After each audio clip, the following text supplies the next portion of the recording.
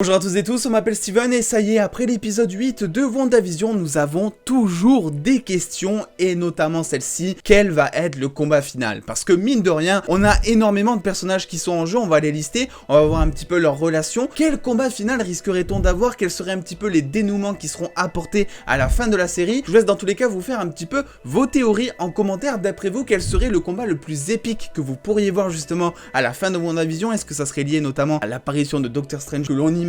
apparaître à la fin? Et nous c'est parti, on se charge un petit peu de décaper, en tout cas de théoriser, en tout cas de s'éclater la tête là-dessus, bordel.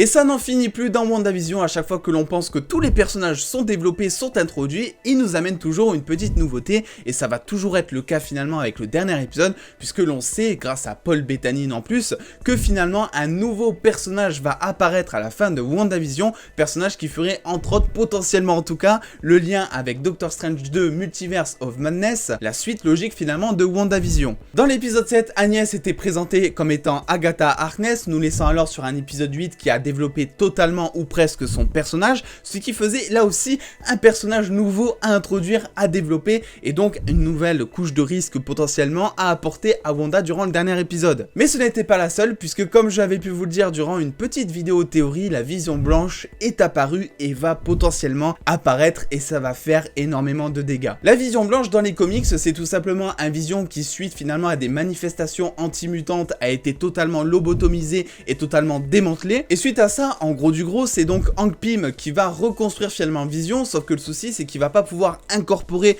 ses souvenirs, sa mémoire, puisque tout ça vient directement de Wonder Man entre autres, et Wonder Man refuse cette fois de lui lier à nouveau sa mémoire et toutes ses connaissances. On va donc se retrouver dans les comics avec une Vision qui va être totalement dénuée un petit peu d'humanité, de souvenirs, de tout ça, un Vision qui va totalement être robotique, et vous l'aurez deviné, une Vision que l'on voit finalement à la fin du Sword, un prototype qui va certainement servir d'arme de destruction massive afin de mettre fin un petit peu à tout ce bordel qu'est Lex, qu'est Wanda, et ils n'ont toujours pas connaissance finalement d'Agatha Harkness. Ça va foutre un bordel ce truc, ça va être n'importe quoi. Du coup ça nous fait quand même pas mal de personnages, on sait en plus qu'il y a Vision qui est en route et qui va bientôt arriver, on sait finalement aussi que Monica Rambeau qui vient tout juste de découvrir ses pouvoirs est avec potentiellement ce fameux Pietro, donc le faux Pietro justement qui est une illusion d'Agatha Harkness de ce que l'on a compris. Yo, c'est le fameux Steven du futur en plein montage. Je me permets juste d'éclaircir un petit point concernant les illusions autour de Pietro, parce que vous allez voir que ça va revenir assez régulièrement dans la vidéo. Quand je dis le mot illusion, bah effectivement c'est juste qu'on ne sait pas encore clairement si Agatha Harkness a possédé le Pietro d'une autre réalité, ou s'il s'agit juste finalement d'une illusion que Agatha Harkness aurait montée de toutes pièces avec ses petits sorts magiques. Donc voilà, je vous laisse là-dessus, je voulais juste un petit peu éclaircir ça. Pour l'instant c'est pas encore totalement clair à 100%, donc voilà, bonne vidéo, des bisous. N'oublions pas aussi que les deux enfants qui sont entre guillemets capturés par Agatha Harkness ont eux aussi des pouvoirs, ce qui pourrait être utile à un moment du scénario, qui pourrait faire prendre l'avantage à Wanda à un moment justement où ça va pas trop justement. Et n'oublions pas aussi qu'il y a certains personnages secondaires qui sont très intrigants, comme par exemple Dottie, qui a l'air d'être un personnage mine de rien assez mystérieux aussi, puisque sa fiche de personnage la présente comme étant un personnage totalement inconnu au bataillon, comme c'était le cas finalement avec Agatha Harkness qui s'est révélée être une sorcière. On a des théories qui disent que effectivement Dottie pourrait appartenir elle aussi à un groupe de super-héros, tout ça. J'attends de voir un petit peu avant de me prononcer là-dessus. On a aussi ce fameux apiculteur qui a disparu pendant plus de la moitié de la saison de WandaVision justement, et c'est sûr et certain qu'à un moment il va apparaître sous une autre forme, peut-être transformé à cause des radiations aussi, on ne sait pas. Bref, il y a beaucoup de personnages, si on compte aussi Darcy Lewis qui va un petit peu servir mine de rien. Ses connaissances, on l'a vu dans WandaVision, se sont avérées utiles plusieurs fois. Il y a fort à parier que ça va être possiblement le cas, notamment avec cette Vision Blanche qui est totalement robotique, et donc qui dit robotique dit qu'un esprit humain peut arriver peut-être à le détourner, et Darcy Lewis serait potentiellement capable de détourner un petit peu la Vision Blanche grâce à ses connaissances justement. Du coup, comment est-ce que je vois un petit peu la chose? Alors, je vais quand même partir du principe que je vais me tromper, c'est sûr et certain, parce qu'on arrive sur le dernier épisode et qu'on va certainement avoir tous les rebondissements finalement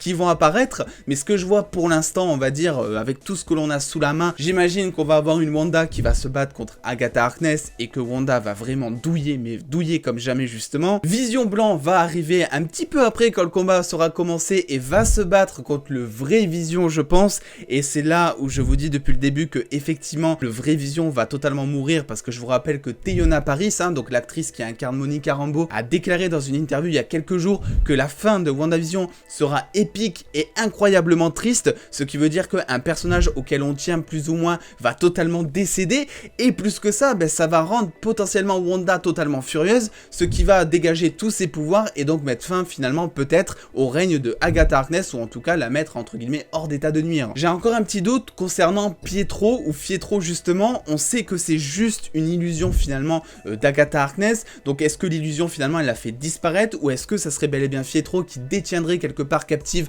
Monica Rambeau? Est-ce qu'il va y avoir un combat entre Monica Rambeau et Fietro? Ça serait potentiellement possible. On sait que Monica Rambeau, ça y est devenue Photon ou Spectrum comme on dit dans le milieu, ou Captain Marvel. Elle a beaucoup trop de noms pour qu'on sache lequel elle va choisir dans le MCU justement. Alors oui, c'est vrai, même si Pietro a des pouvoirs, je pense qu'il a quand même des pouvoirs assez limités, parce qu'il s'agit quand même d'une illusion, ce qui le rendrait peut-être un peu moins rapide ou finalement un peu moins endurant à la course. Et comme je vous l'avais dit dans une ancienne vidéo, quelque chose comme ça, ce qui pourrait mettre fin finalement à Pietro ou ce fameux Fietro, c'est tout simplement un champ de force personnel, donc une espèce de bulle qui se dégagerait finalement de Monica Rambeau, et ce qui finalement au moment où Pietro courrait vers elle le rendrait totalement assommé, on va dire. Ça pourrait être potentiellement possible. Quel serait finalement le rôle de ce mystérieux personnage dont on n'a toujours pas connaissance mais dont on sait qu'il arrivera bientôt finalement? Je pense pas qu'il arrivera en pleine bataille, quelque chose comme ça, parce qu'on sait plus ou moins que ça va être un acteur assez apprécié ou un personnage assez apprécié par les fans, et on sait que s'il arrive en pleine bataille, ça va totalement déjà d'une piquer la vedette à Wanda, mais aussi ça va empêcher à Wanda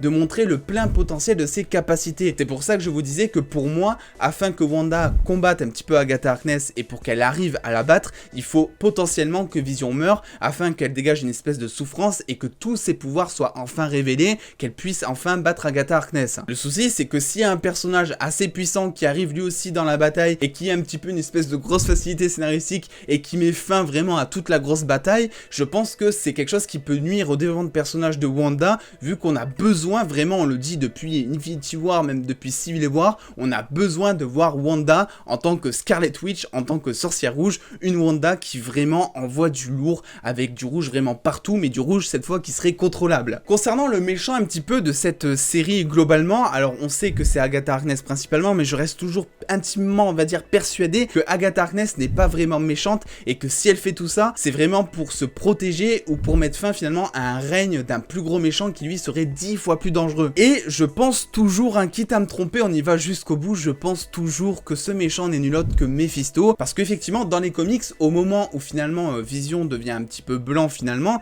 quelques temps après, on apprend que les enfants de Wanda sont en fait des créations pures et dures du démon Mephisto justement, et que suite à ça, Mephisto va décider de réabsorber un petit peu l'âme de ses deux enfants. Et donc tout ça mis de bout en bout, finalement j'ai l'impression que ça commence à donner un truc. Je sais pas tellement à quoi m'attendre finalement sur le court terme du MCU, mais sur le long terme, ce qui est sûr, c'est qu'il va être question finalement de cette fameuse magie du chaos que Wanda utilise maintenant officiellement dans le MCU, et qu'il y aura potentiellement un truc autour des royaumes des morts, autour aussi de ce fameux bouquin dont on ne connaît pas vraiment encore l'identité, même si on a déjà quelques théories. Et je rappelle aussi que ce livre va être forcément utilisé à la fin dans le dernier épisode, et j'ai hâte de voir un petit peu ce que ça va donner. Bref, vous l'aurez compris, on a encore beaucoup de questions sur cette série, et moi ça me fait vraiment plaisir. C'est vraiment pour ça que j'aime cette série, c'est que jusqu'au bout, elle nous aura tenu l'esprit, on va dire, un petit peu vif, et moi j'adore ce genre de retournement justement. Donc n'hésitez pas un petit peu à me dire comment vous voyez la fin finalement de WandaVision. Est-ce que vous avez des théories? Peut-être que vous voyez d'autres méchants comme Mephisto, et dans tous les cas je reviendrai un peu plus tard, dans quelques jours,